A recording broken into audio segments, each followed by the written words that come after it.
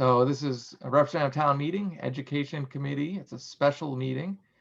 This is Thursday, November 4th, 2021, 7 p.m. And our members, actually, we'll just do the roll call of the members. Chair, Representative Whitney, I'm present. Representative Chase. Present. Representative Fitzgerald. Present. Representative Frickman. I'm here. All right. Representative Gauthier. Here. And then Representative Gustafson. Here. Representative Ray. Representative Stevenson. And Representative Thomas. Here. Great. So that's, let's see, 1, 2, 3, 4, 5, 6, 7 members present. And we have others in attendance. We have the Board of Ed Chair Watson, who's here. And then also we have members from PTOs. And it looks like maybe that's the Butler PTO code, but we'll find out. And then there are no other attendees, so I think we're all set to go.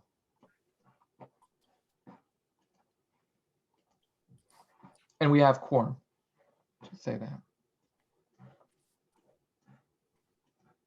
All right, so we finished with roll call, and we called the meeting to order at, actually I'd say is right about maybe 7:20, and not much sooner than that. So we have one item on the agenda. It's for new business at least. Formally, it's 4.1, 2021-760, review of potential causes and remedies of Town of Groton school bus transportation issues. And I'll start off by saying, first of all, this arose from our last meeting, RTM meeting on October 13th, 2021, when in the citizens' comments, this issue of school busing, particularly the high school and middle school routes, but also more broadly about the elementary routes as well. And that came up. Some questions were answered at that time, but this was referred to us by moderator Evan for further discussion. And it falls under the Education Committee purview. We can figure out where we want to go from here, but I think a good place to start, if it's okay, is reading what Chair Watson sent to me. It's a letter from Superintendent Austin to the Board of Ed, and it's dated October 25th, 2021. So it sets the stage of their view of the current situation.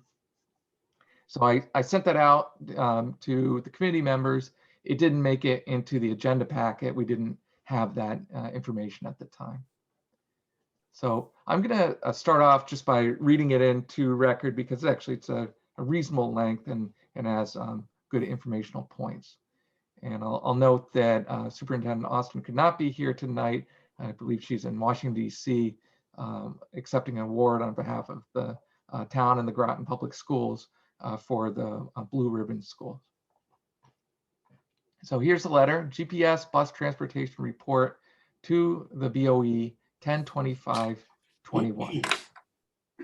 At the beginning of the school year, the culmination of the Groton 2020 was completed with the opening of the 2 new elementary schools, MRM at the Cutler site and TRM at the West Side site, launching the all elementary intra-district magnet option for the 5 elementary schools. The vision of Groton 2020 also included an international baccalaureate campus for FHS and GMS. So there'd be a shared synergy between the 2 schools for athletics, clubs, academic coordination, career pathways, shared staff and resources. This was a historic year beginning.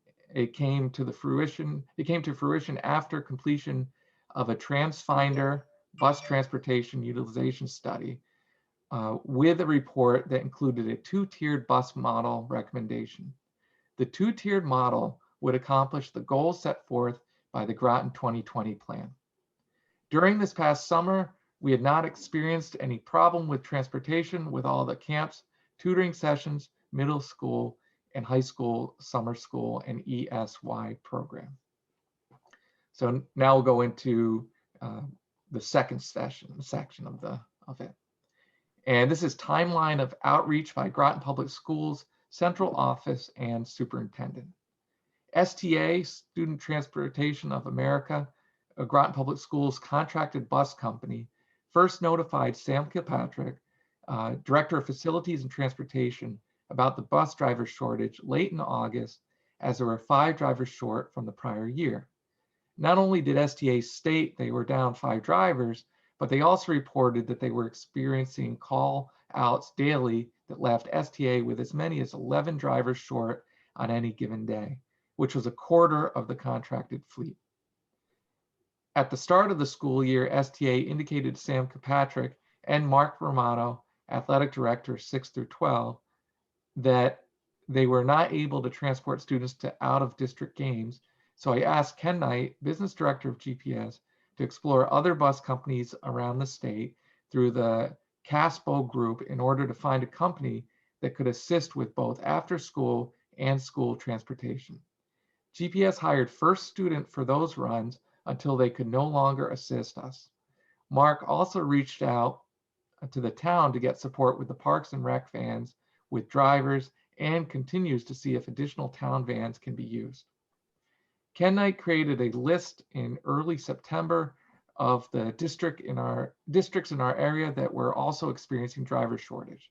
I reached out through my Connecticut Association of School Superintendents, or CAPS, network to see what other districts were doing to resolve the driver shortage problem.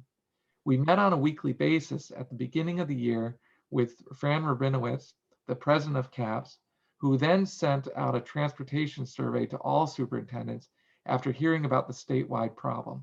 It was also a topic of concern that I presented at one of those meetings with the Commissioner of Education, Charlene Tucker. During the military superintendent liaison meeting in September, I brought up the bus driver shortage as a topic of concern and spoke with Bob Ross, the Military Affairs Office, who was going to talk to the governor. Now we're on the second page and last page. Chief Asaro and I have had multiple conversations regarding the traffic issues for the parent and bus pickup and drop off at all the schools, but namely at the campus. They have supported GPS with police staff and crossing guards. The GPS transportation team led by Sam Kilpatrick and my office have been in constant daily contact with STA. We, along with the CO team, have had regular meetings with the management of STA and the CEO to look for a resolution. In consult with the board's attorney, Floyd Dugas, I sent a letter to STA on October 7th indicating the board's concerns regarding a violation of the terms and conditions of the contract due to driver shortages. CSDE Transportation Task Force. This is a new section, or a mini one at least. Last week, I was able to speak to Eric Scoville from the CSDE Transportation Task Force about GPS's concerns about the STA driver shortage and the many issues the district has had with bus transportation. Denise Doolittle and I were able to have a conversation with him and explain some of the details regarding transportation difficulties. He recommended a group that may support special education runs who we've contacted. We learned that, and the rest of this is in italics, the CSDE Transportation Task Force is working closely with COSTA, Connecticut School Transportation Association, and Connecticut school districts to understand the challenges this year in terms of transportation and proposed solutions. The following steps have been taken by the task force to date. All superintendents were asked to complete a survey through CAPS, as I did that at the start of the school year on transportation challenges. The task force will be sending out an updated survey to gauge where districts are 2 months after school has started. Letters from the task force were sent to 9,000 drivers who currently hold CDL permits, and 2,000 were identified as not currently driving. 200 responded they are not interested in driving, and DMV is working on getting them behind the wheel. Oh, sorry, 200 responded they are interested in driving, and DMV is working on getting them behind the wheel of buses. Additional matchmaking efforts are underway to get drivers matched with districts, including recruitment of municipal employees. They have added GPS to their list as a district in need of drivers. CT contracts with VEYO for Medicaid recipients who require transportation. They are available to transport special education students only in vans. Denise is working with Eric to see about availability in Groton, as this would free up small buses for partial runs that do not have drivers. At this time, the National Guard is not being considered as an option in Connecticut, as it is not eligible for FEMA reimbursement.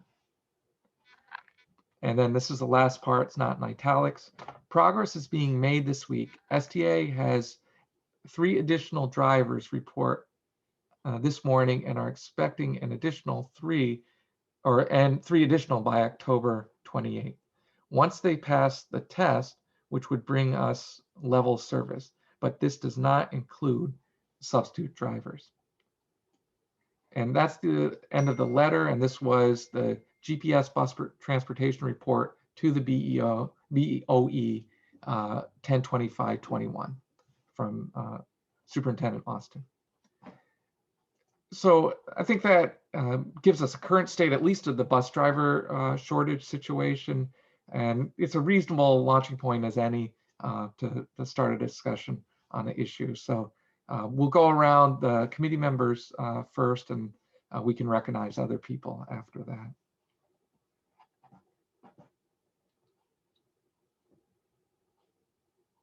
I was wondering if anyone had any questions or points to make. Yeah. Oh yeah, Matt. Can I go? It's Representative Frickman. Can you hear me? I can. All right. Excellent. So actually, one thing I wanted to bring up is from the first 2 weeks, I think there's actually been some improvement with the busing. So I've been really happy with that. I think right where we're at right now is pretty good compared to where we started, and I think we had some growing pains in the beginning, which is, totally understandable given all the circumstances this year. However, I did bring up an issue a few weeks ago at the last RTM meeting to Superintendent Austin. And I had asked about the fact that our kids have to sit on the buses after they drop off the kids at the high school. And I was hoping that would be resolved. And she said she was working on getting it resolved. However, today, kids were dropped off at the high school at 7:15, and they can't get into the middle school until 7:40. So, which is an issue that really doesn't have to deal with, busing. I mean, it's busing an issue, but it's just a simple matter in the hope where they could let them in the building rather than sitting on the buses. Winter's coming, and I was hoping that would be resolved pretty soon before the weather gets cold, and our kids don't need to be sitting on the bus out there. And I was actually happy that Chairman Waxman is here. Hopefully she could address that maybe too tonight. But that was one of my big issues at this moment.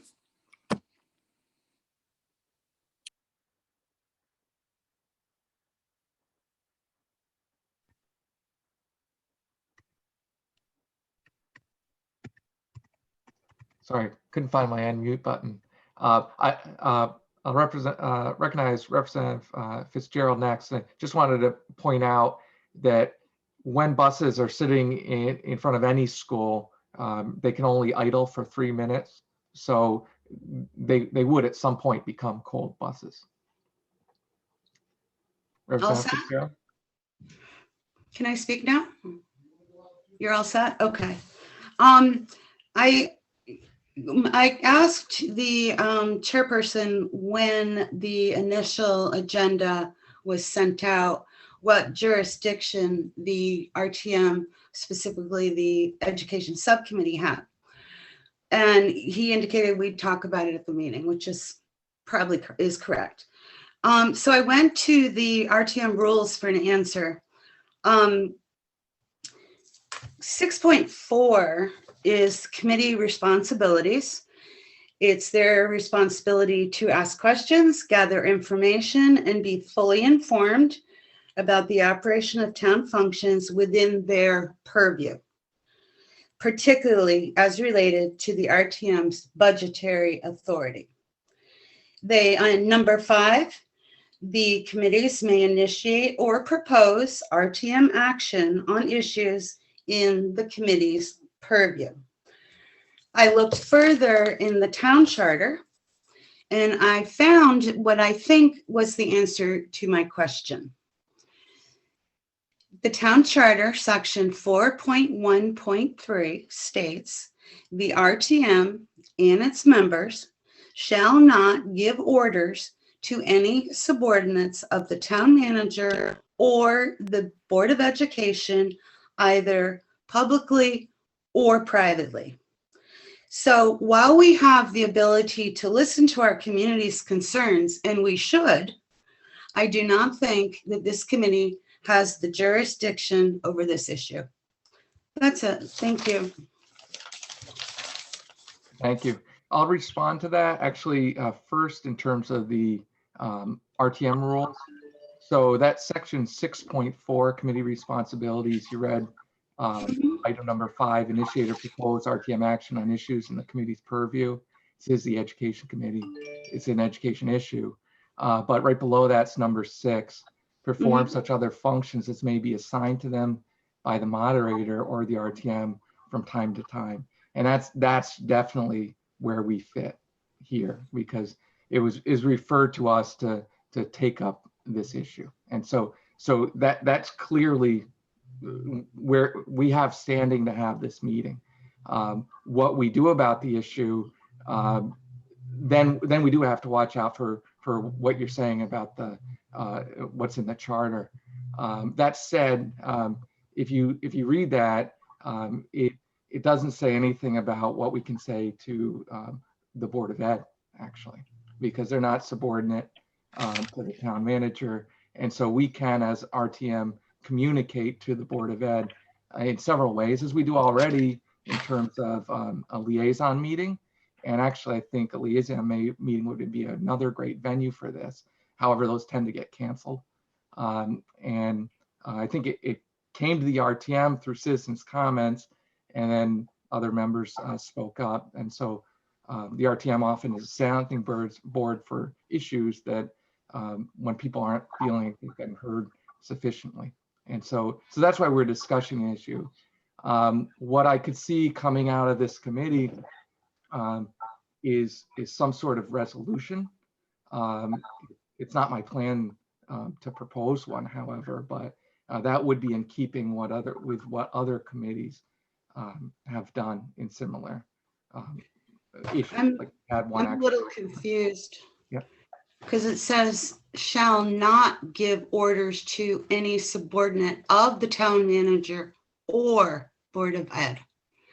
It doesn't just say town manager. But it's the subordinate part, subordinate of the town manager or subordinate of the Board of Ed. Or the Board of Ed, yeah. So I'm just curious what the intention of this meeting is. I think that we need to Mike, point of order, real quick. Yeah. No, I'm having this discussion and this is part of the discussion. If he has a point of order, we have to listen to it. Okay. I just wanted for clarification, there are no subordinates at this meeting of the Board of Education at this point, are there? This is not a Board of Education meeting. This is a subcommittee of the RTM.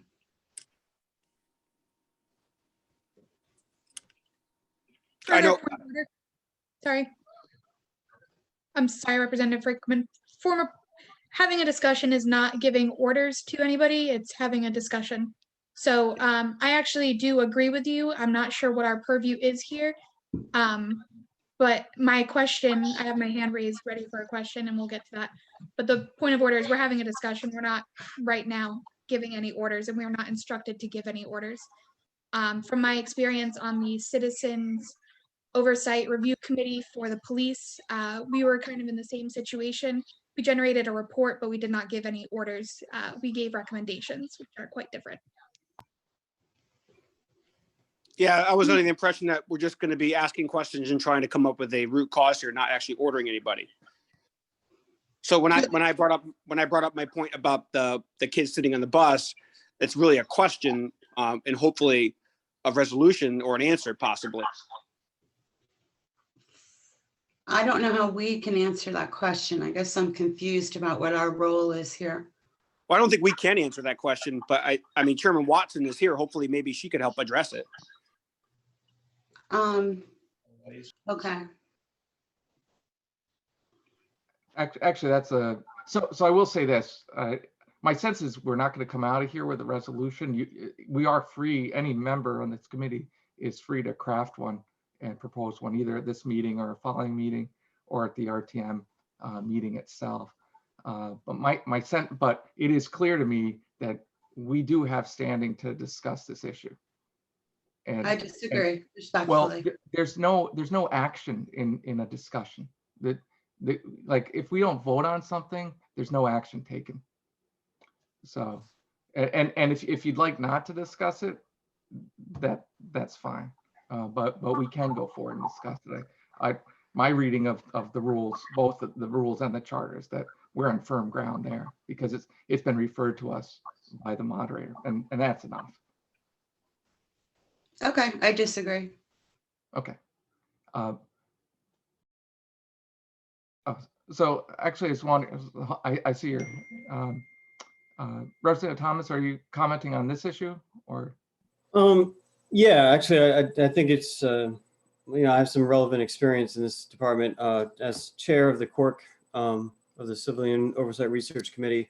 We did have similar discussions in the early days of that committee as to purview and jurisdiction. And yeah, I mean, there's nothing wrong with having a conversation like that was established. And so I align, my comments with Representative Gauthier and Representative Frickman, in the sense that, we're just talking here and, we can ask questions. We can't necessarily propose a solution or order anybody to do anything, but we can have the conversation on record and ask questions that may lead to a solution. But, it's up to the Board of Ed to make those decisions and to implement those decisions. Like, we're just a group of representatives of the community that are concerned and want to discuss this issue in a more formalized fashion and give it the air that it needs, outside of the RTM meeting where, things can be a little compressed for time.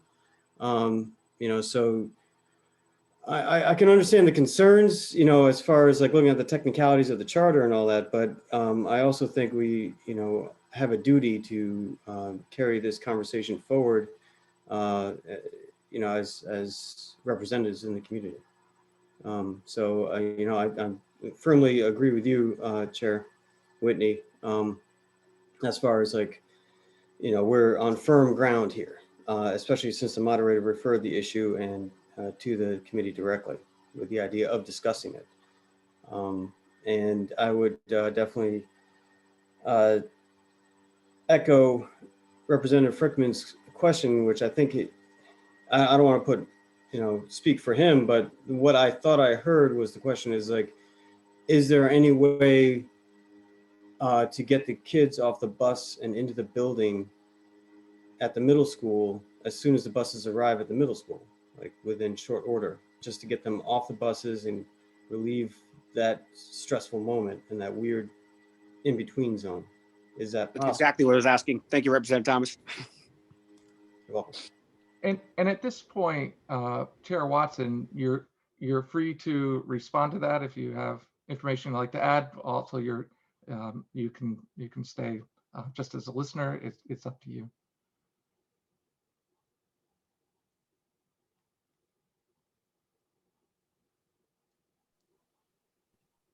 Well, yeah.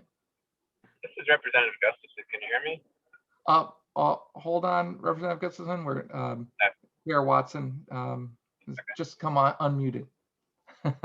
So my goal, as I said to you, Mike, in my email to you, is that I was going to listen and then take your comments and your concerns directly to the superintendent and the board, and then try to have her make sure that you guys get the answers or actually get the community answers.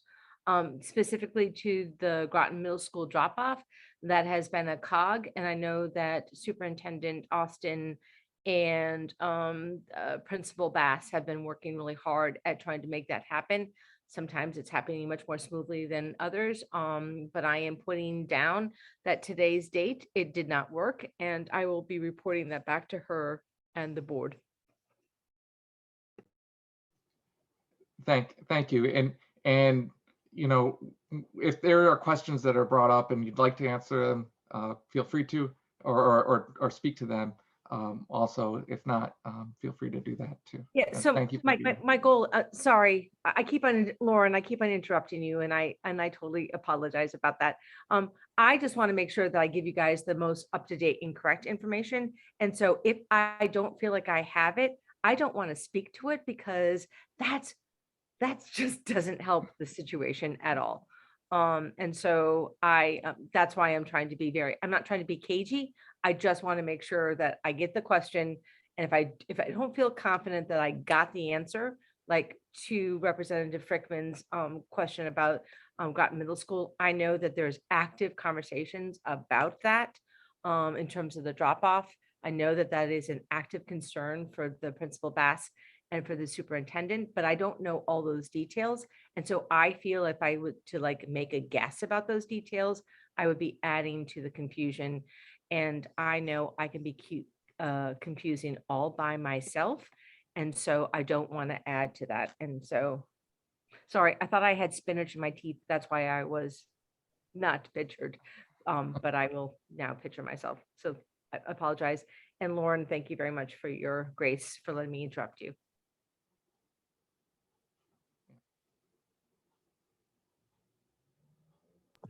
So I don't know if you're following the hand list that it's in the panelist screen. So I don't know if I'm jumping ahead or not. No, But, you're right on time. Okay, just to kind of orient ourselves, I do want to become more clear about what our goal is as a committee for this discussion. Is it compiling a list of questions? Is it coming up with an action item to follow up? Just so that we're using our time efficiently.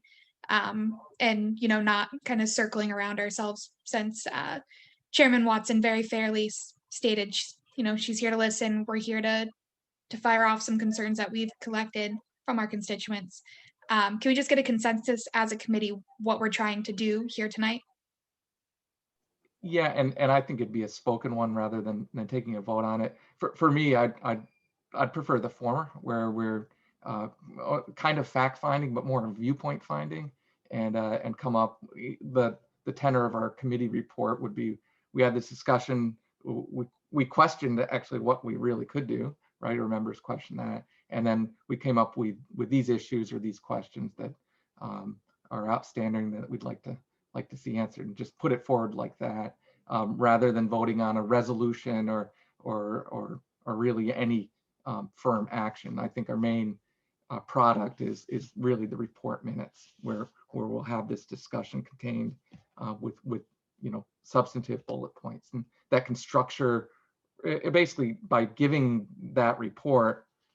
Then it brings it into the RTM body where they can ask more questions, or it can get answered if at the meeting, say Superintendent Austin is attending. That would be next week. So that's my feeling, that if the two options were discussion with list of questions reported, or do we go for something like with more concrete, formal, voted on action? That would be the latter option. My only concern is that I've been told before that if there's no action taken, there won't be a report made. If there's no action from the committee. So I've had meetings before where we never had a motion to report. So we didn't report anything that meeting. And that's my concern. Well, we have a responsibility for committee. It's called a committee report, but it's also the minutes of the meeting, and the minutes of the meeting, I guarantee will include this. Okay, I'm just saying in case that comes up, as it's come up with my committees that I chaired. you know, if they say there was no motion, therefore we're not going to include it. Just something to flag and maybe ask Sima about, but I agree. I think this should just be a collection of questions and a discussion. I think we're fine on being able to include material from the discussion in the minutes. So there won't be a separate report. It will be the minutes from this meeting. Let's see. I was wondering if Representative Fitzgerald, I saw you raise your hand. I was wondering if it's a response to what we're just talking about. If not, I'll go in order.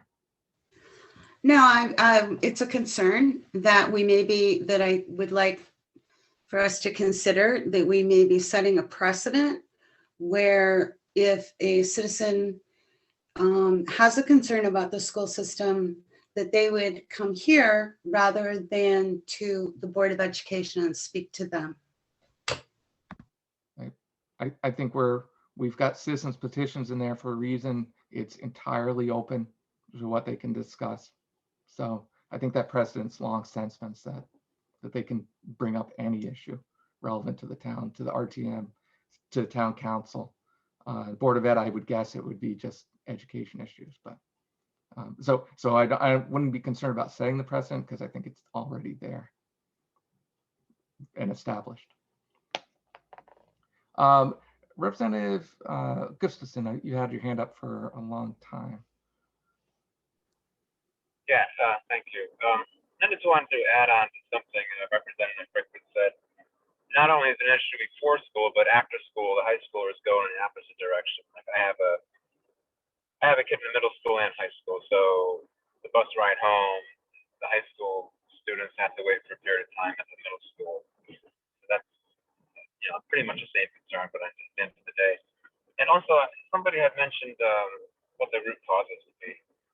I think there's two of them that I can think of right now. One is the shortage of drivers, obviously, and another is the combination of the middle school and high school students on the same run. So I think it would be good if at some point, if the Board of Ed or superintendent could,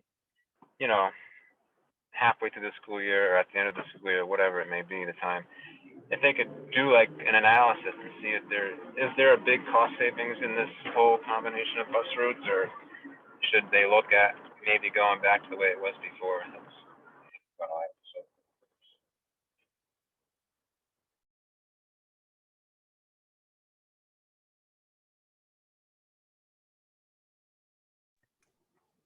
Chair, Ms.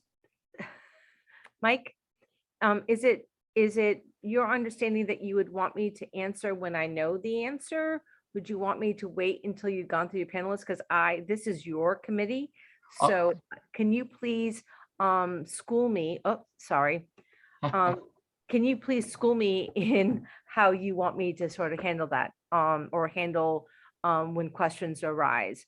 Like when I need to go back and get more information so that I can offer it to you, that you can then pass it on to the education committee, or whether I think I know the answer. And so I'd be more than happy to answer at that time. So you just let me know, and I apologize for interrupting.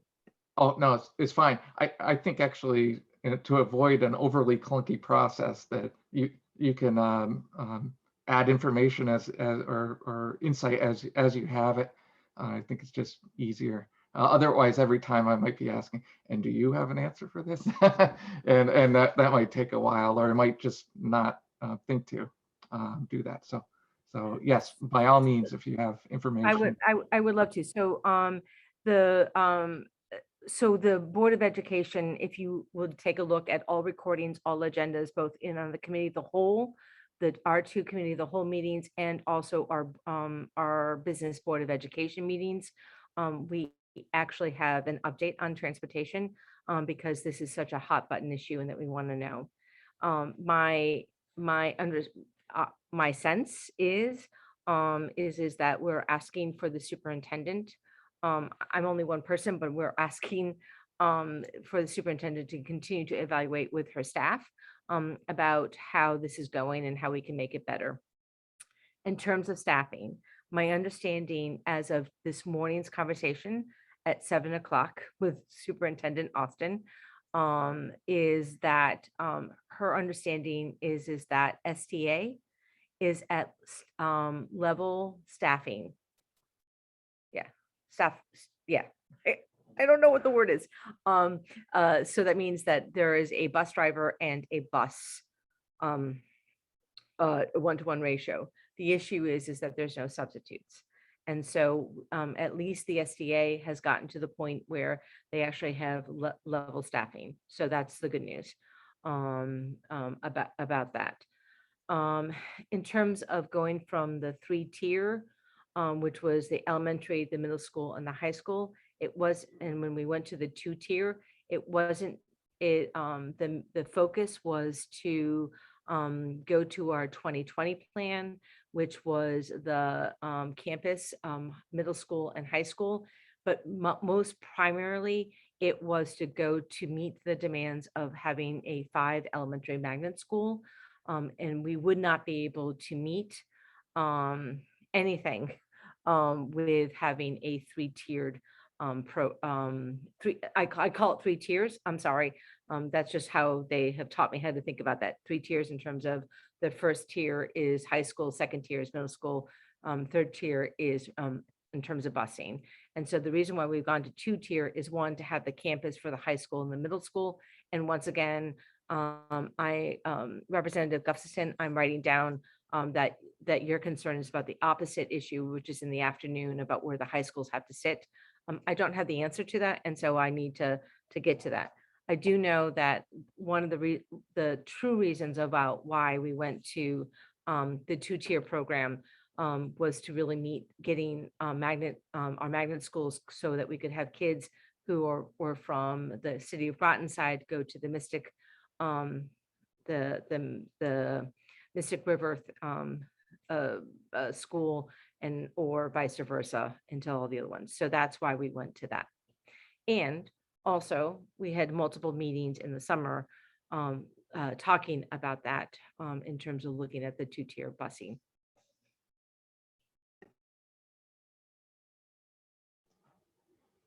Thank you.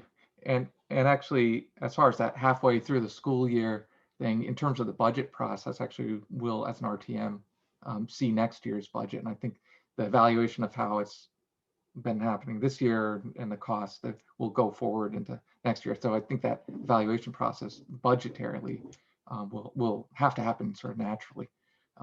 Absolutely. And we also are under contract, right? So this is a 5-year contract, and I believe we are in the third year or the 4th year of the contract. I am really sorry. I know I should know that, but I don't know. But we are more on the tail end of our contract with them. So obviously we are going to begin to take a look. I think next year we are going to begin to take a look at what our contract looks like, and do we need to go out to bid or what have you. So I know that that's part of the conversation. Thank you. Representative Chase, I'm circling around again because I can't remember if actually you haven't asked something about. I haven't spoken yet. Yeah. Yeah. Oh. Yep. Okay, so I don't have any children in school. I just hear things out there. So since, so many people spoke before me, a lot of the things have been said. The report that the superintendent gave, I think it sounds like there's multiple layers of issues with the whole school bus situation. But the report that the superintendent gave to me sounds like in what Chairman Watson, said, they have enough drivers now except for call outs and stuff. So I think that part sounds like it's under control. And then of course, what Rep. Frickman said about, sitting in a parking lot for 20 minutes or something for the kids. So that's another layer. And then a constituent had talked to me about the fact that her child that goes to the high school lives literally a 5-minute driving distance from the school, and it takes them an hour to get to school and an hour to get home. So that's another issue. So that's really all I have to say, because like I said, I don't have children to see all this stuff firsthand. But I can appreciate Chair Watson, the issues that you're going through. I think that's it. Thank you.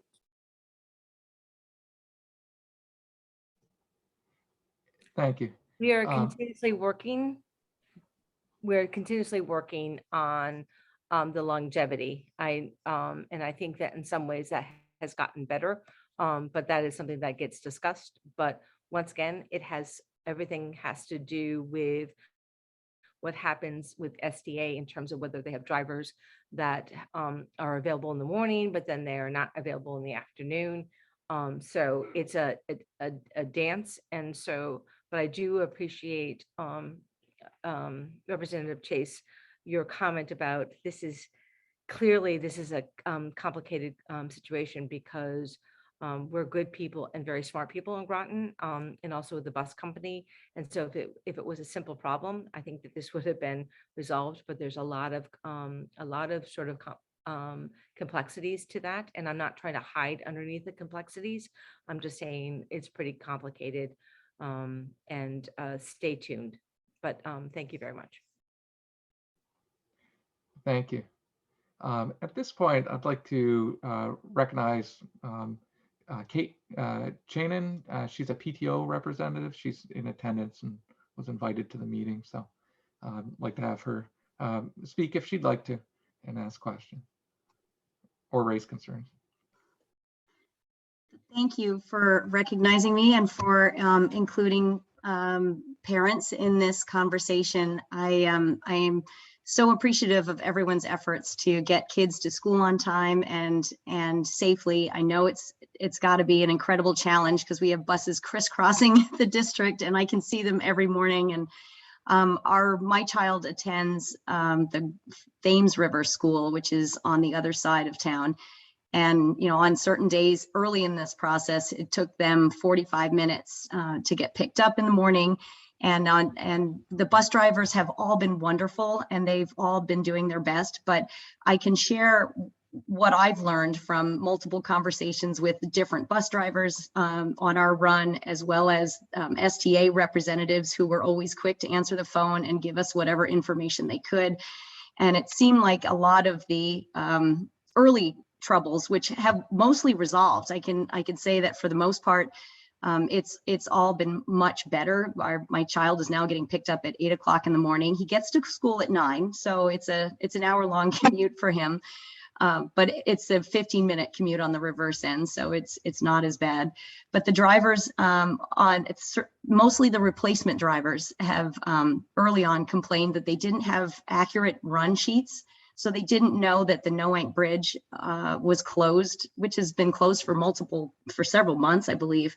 So that was a problem. And I've looked online, and apparently the run sheet's still incorrect for bus 48, even though, you know, as long as we have our regular substitute, he's very familiar with the route now, and it's much better. But it definitely, STA didn't have the run sheets, and they claimed that it was the Board of Ed who was supposed to be providing those, as well as providing any communication with parents. Because I had asked, well, if you know that the bus is going to be 40 minutes late in the morning, can you just let us know?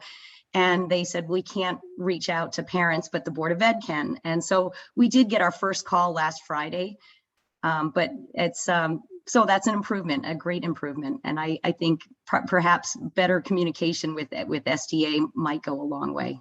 But thank you again for listening to our concerns and working on this problem. Thank you. Kate, thank you so much. And I will once again be asking Superintendent Austin about the longevity of, or that's not the word that I need. The length of time that kids are on the bus. I will be addressing that because the board has been very clear about that. I can't speak to the communication because I wasn't part of the daily operations in terms of SDA and to the Board of Ed. I will be specifically asking Superintendent Austin to address why the route sheet was not correct for bus 48 specifically, since that's the one that you addressed, but then also asking for her to talk about that. I do know that the superintendent's assistant, Joyce Medling, has she is actually the person that is supposed to be and has been. She gets the information early from the bus company and then sends out the robocalls. So actually, she's starts her work day at 6:30 to ensure that she gets the information out. Obviously, it's not getting to you, Kate, on a regular basis, and so I will also be asking about that. Thank you. Thank you. I think the good news is I haven't been called because we haven't needed it recently. So that's the good news. And hopefully if that continues, we won't need any robocalls. Thanks. Yay! Yay, yay, yay. Thank you. I'll go around again. Representative Thomas. Thank you, Chair Whitney. Just a quick question. I know that Chair Watson said that she can't really get into details about the start times or the access to the buildings, but is there any sense of that you could give us as far as like what the issues are with the idea of maybe syncing up the middle school start and end times with the high school start and end times so that I mean, just in generalities, I know you may not be able to go into specifics. Ian, thank you. And actually, that's a really good question. And the problem is that I don't want to do generalities. I want to make sure that you get the specific information. I do know that that Superintendent Austin is in direct communication with Peter, and I also am appreciative of the fact that the school system really, or the district is really kind of looking at, so what do we need to do better? The phrase has been, you know, now what, so what? And so if this is sort of what's happening, so how do we make that better? And is it that we sync the middle school and the high school so that the bell system is incorrect? And so in alignment, and so that it makes it clearer. You know, Ian, I don't know, excuse me, Representative Thomas. You just were my neighbor for so many years that Ian. And so, okay, thank you. But once again, I will be bringing that back. But I do know if things need to be changed, things will need to be changed. And I believe that I believe that people would move towards that. And once again, I don't think that people are saying, "Ooh, this is working out great. Let's keep it just the way it is." I think that we should always be tweaking and always making it better. And I appreciate the fact that people are bringing these concerns. I hate taking notes, but I'm actually trying to do a really good job. So. Thank you. One quick follow-up to that. You mentioned Joyce Medling as the assistant is helping with like construction of the routes or managing the routes or information about the routes. And when it comes to like designing the routes. No. So if there's known to be that a bus driver has called in sick, there needs or whatever in the first thing in the morning, she gets up at 6:30 a.m. to alert whatever bus route that is. She is not part of the bus routing. Okay, so who is that, a STA thing, or is there a some personnel on the town side, the Board of Ed side, that is in charge of like, well, how do they construct the routes, I guess is what I'm asking. Like, so as Mike read off on Susan's report, that the bus routing occurred through our transponder report. But what has happened is that it went through town staff and then also to SDA. And so once again, there's continued tweaking in terms of how that bus routing has been has been done. I know that there were some complications. Once again, I can't speak to that because I'm not a district employee. I'm just a board chair. But so no, Joyce meddling has nothing to do about creating the reports. It is comes from our end. That's part of the contract. Is that we do the bus routes, but that we then share it to SCA. And we are trying to partner with them and they with us around how to make sure that that is the best bus routes to begin. Yeah, thank you for clarifying that. Absolutely. Thank you. I'm going to take a quick turn. I realized I haven't. In terms of asking questions, one issue that's been brought up a lot and is the, well, we've got high school students and middle school students together. And it's been brought up, well, is there video surveillance on the school, on the buses? Is that a live thing or is that an after the fact? Like if something occurred, it's just that you can go back to the video and look at it. Does that system exist and operational?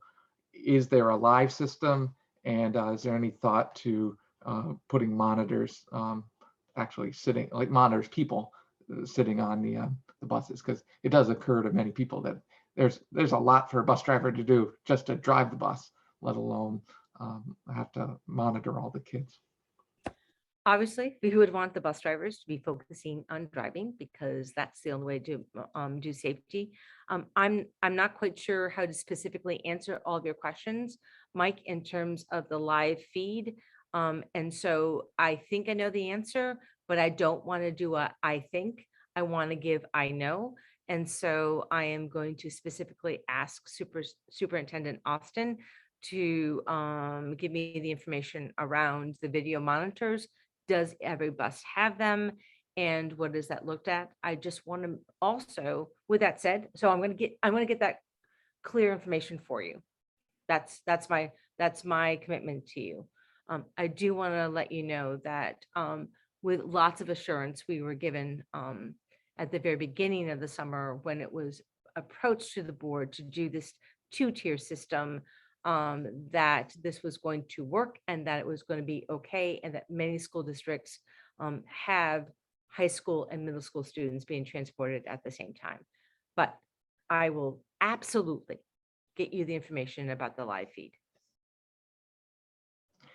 Thank you. And just to follow up, I think I'm correct. There are no actual monitors, people on buses right now. Is that correct? I don't know the answer to that, so I do not want to say, oh, yes, there is, or yes, there's not. Okay. So let me get the, so we're looking for live bodies monitors. Oh, that's what you meant. I thought you meant, so people, yeah, people on buses versus a live video feed that someone's watching somewhere else versus a recorded record that they go back to if there's been. And so, Mike, I think I know the answer to that, but I do not want to, Yeah, I understand. Thank you. Thank you. Thank you. Talking cross purposes there. Okay, Representative Fitzgerald.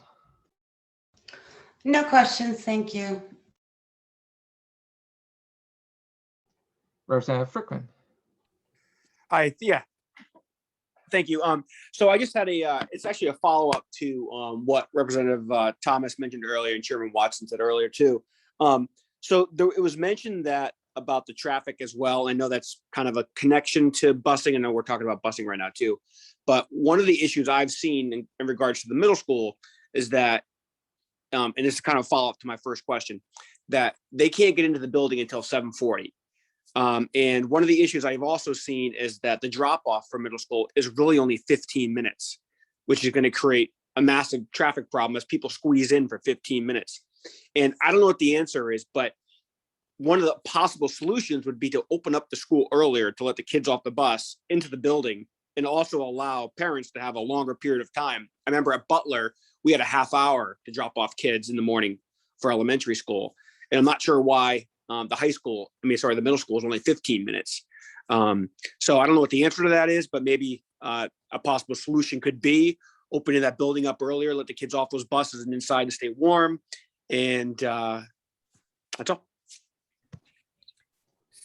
So if it was something that, so thank you very much. And once again, I had this coming down as a 4-star question around the Groton Middle School in terms of drop off and why can't they enter into the school earlier.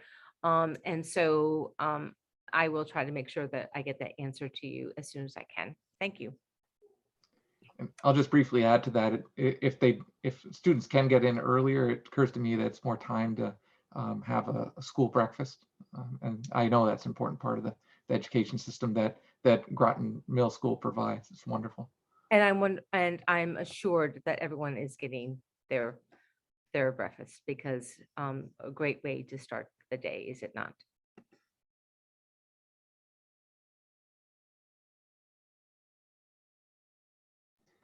So I see 2 hands up. I think it's just relic hands right now. Yeah, sorry. I follow took up- mine.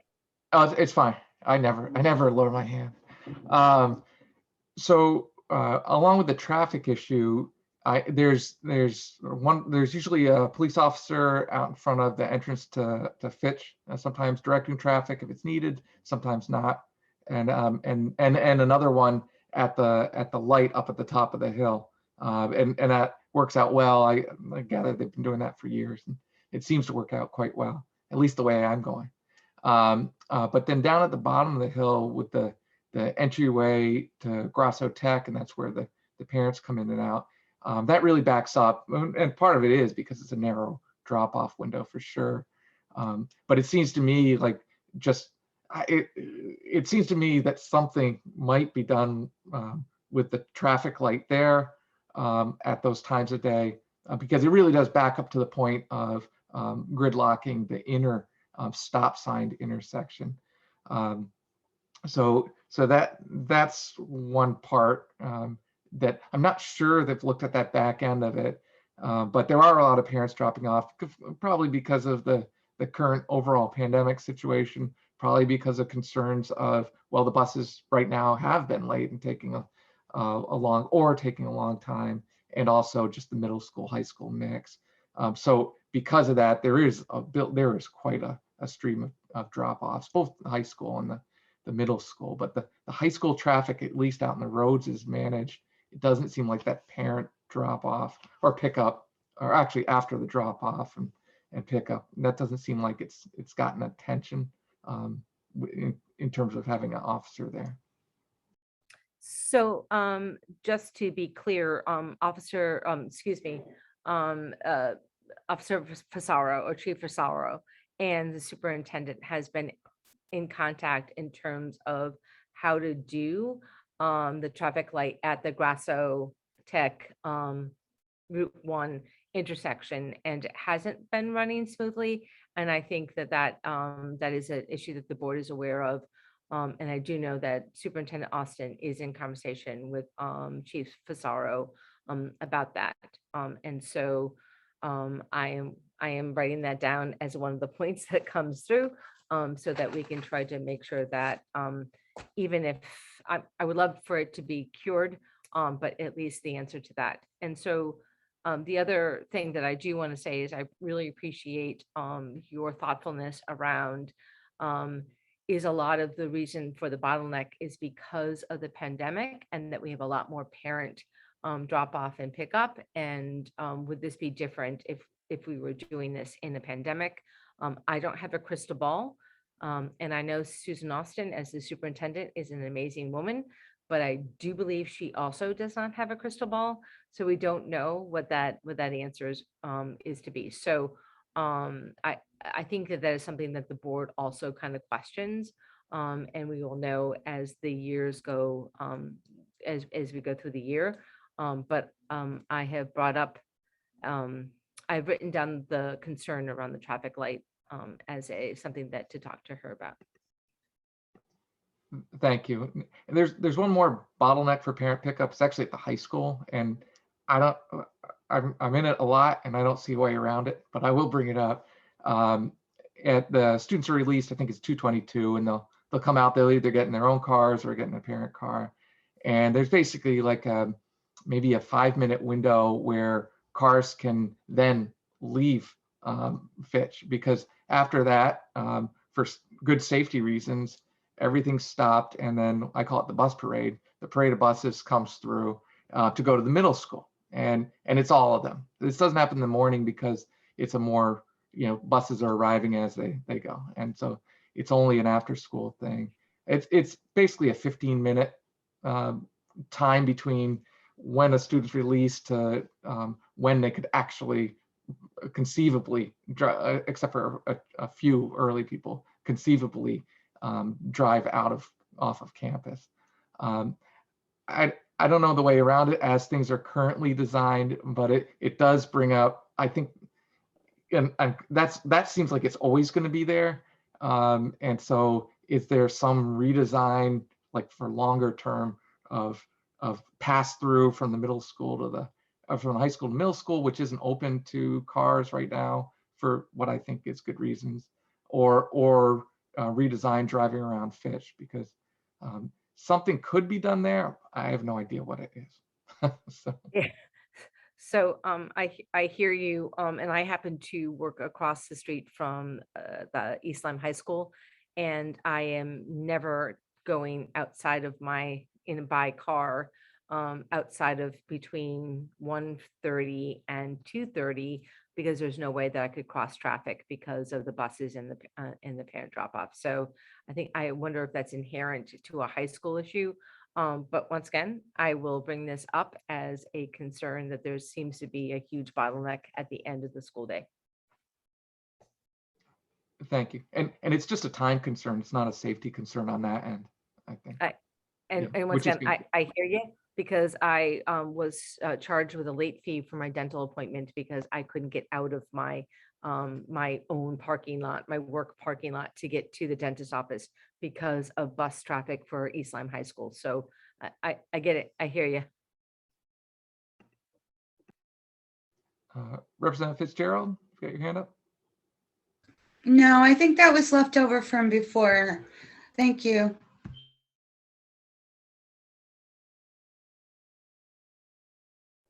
So at this point, we're an hour into our successful part of having the meeting, right?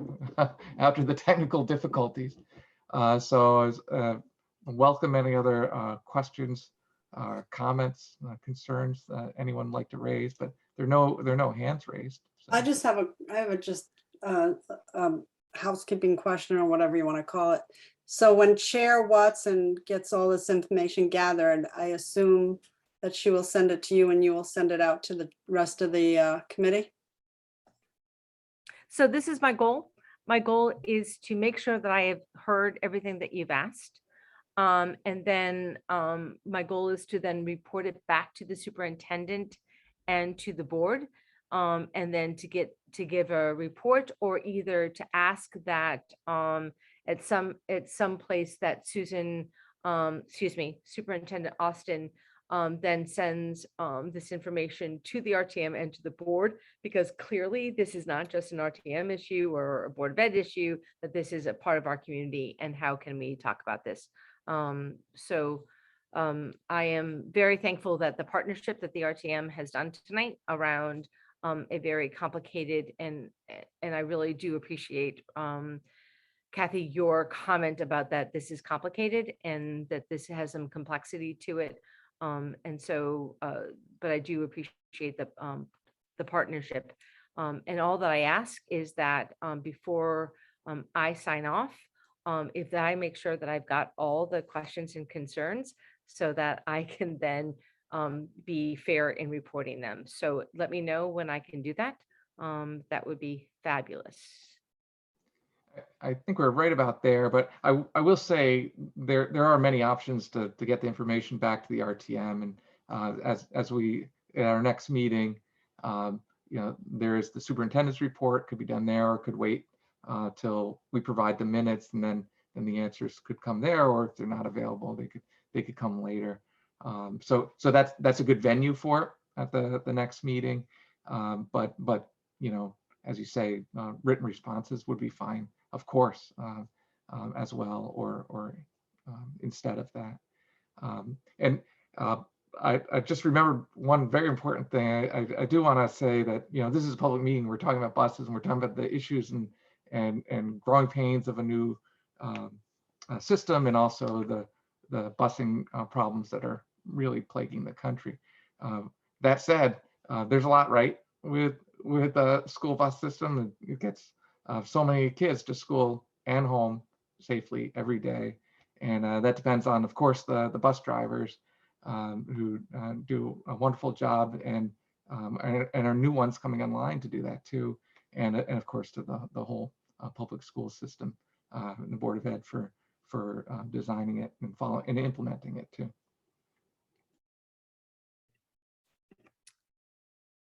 Thank you. Because this has been such a problem, so or it's been a dilemma, and I do feel that we're finally seeing progress. And my sadness about the fact that this has been a huge bus issue is that we haven't been able to kind of see all the goodness that has happened in the school system. Like we have five magnet elementary schools. Our superintendent right now is receiving our second in 5 years Blue Ribbon National Award for our school system. I mean, like, there are some really cool things that are happening in the district. So Mike, thank you for pointing that out, that there's a lot of things that are happening good about our bus system, but there's a lot of Groton proud around the district. Let me make sure that I have the information correctly. There is a concern about why can't we get kids into the Groton Middle School sooner? If the bus arrives, why can't they go right into the school? And so I will address that. I will see if we can get an answer to that. And once again, it could be, we don't have an answer to that yet, to any of these, but at least I want to make sure that your questions are being heard. And that there's also, so there's this bottleneck that happens, Mike, that you were talking about leaving the high school, but that also we have some high school students who are staying on the bus or on the bus waiting for the Groton Middle School children to, or excuse me, young students arriving. I hear about sort of the long 1 hour bus rides, even if you're 5 minutes away. I think that was our cutoff point as a board, was nothing longer than 1 hour. And so I want that to be addressed by the superintendent. There was specifically bus run 48 in terms of not having correct bus routes, and making sure that that is being corrected. And what is the protocol? I guess that might be helpful for people to know. What is the protocol of bus routes? Where do they generate, and how do they get down to the actual bus drivers? I hear, are there live bodies monitoring the bus runs? And I also sort of, is it live videotaping that it could then be reviewed once an incident or non-incident has happened? And then also I'm hearing about the traffic light, specifically around the Grasso Middle School and Route 1. How did I do? I think that's inclusive. I'm looking through just to make sure. Then an evaluation or reevaluation of how it's working budget wise, I guess, the cost wise. Well, but Mike, I think I've answered that. Is that we are in a contract, and so so the monies have already been allocated for the contract, right? That we are towards the end of our contract, where we will be next year looking at our contract with SDA and whether we and going out for bids for our bus runs. So that has, I think I've answered that, or if not, I've just answered that. You did, and so now I put a big check on my notes. That's checked off. So that's good. There was one more in regard to the 15-minute drop off. Yeah. Yep. It was Yep, connected to the 740 time, but yeah. Yeah, no, I absolutely hear you. And what I don't have all the information about, and I don't want to speak to that, because I don't know all the details around why. Oh, no, I was just saying, add it to your list of questions we talked about was the 15-minute drop off window at the middle school. I said that If you could, I think that was almost my first thing, but I'm starring that as something that's big. thank you. You got it. Absolutely. If your committee, Chair Whitney can give me grace, my mother is in the hospital, has been in the hospital for 5 days. Her sister-in-law has called me 4 times since I've been in this meeting, and she goes to bed at 8:30. And so I feel like I just want to respond to my aunt, or it won't be pretty. But if I received all of your questions, I will go to the superintendent. She is not available at the present moment, but I will go back to her and see if I can get some answers, and then we can figure out how to make sure that you and the community can get the answers. Okay? Thank you very much, and I won't hold you up anymore. Wish you all well. Thank you. for coming. Once again, to the Education Committee at the RTM, thank you for partnering with me and with the board and with the school district to make us continue to Groton proud. Thank you. Thank you. Thank you. I would entertain a motion to adjourn. I make that motion. Second, Thomas. All in favor? Aye. Aye. In favor too. All right, we are adjourned at 8:31.